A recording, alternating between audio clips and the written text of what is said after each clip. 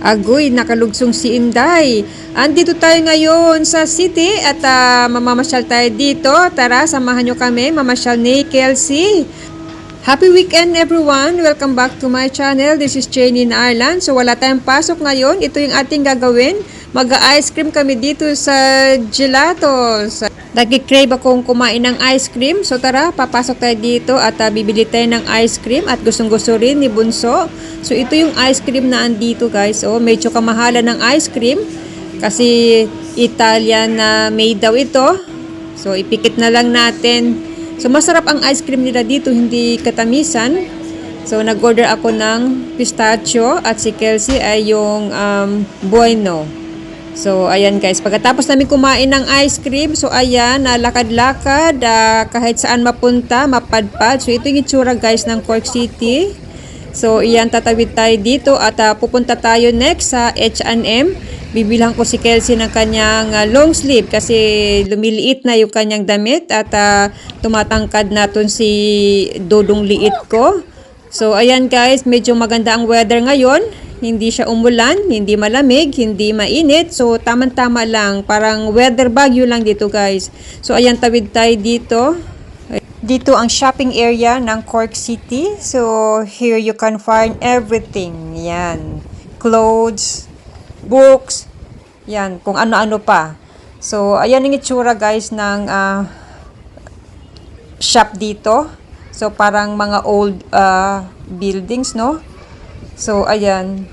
So, tuloy-tuloy lang tayo. Ipakita ko sa inyo yung mga itsura ng shopping dito. So, ganyan, colorful. So, ayan, may hilo kayo guys sa ikot ng aking camera. Dito na area yung H&M, nakabili na kami at yan, fitting na si Kelsey sa loob ng fitting room.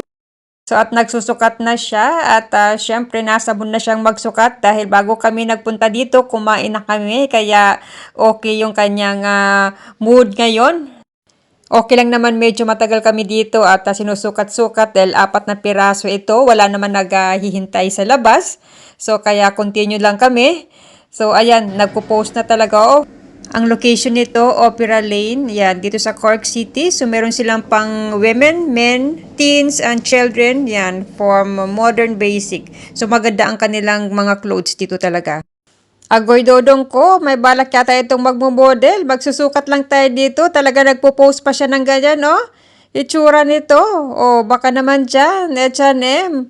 Ayan, joke-joke lang po. Bigyan naman dyan may discount. Yan. So, share ko pala sa inyo guys, pag tuwing mag-shopping pala kayo dito, i-collect nyo yung points and get perks. Yan. Start collection na pala sa points by shopping and much more. Ayan, para maka-earn tayo ng bonus saka vouchers. Yan. Collect points and earn bonus vouchers. Yan.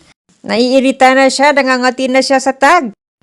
Ito yung long sleeve na ito, medyo bagay sa kanya, tamang-tama, malapit na yung kanyang first Holy Communion para ito isuot niya. So talagang naghahanap talaga ako medyo para formal na kanyang long sleeve. Wow, wow, okay, go lang dong, o, diba? O, diba?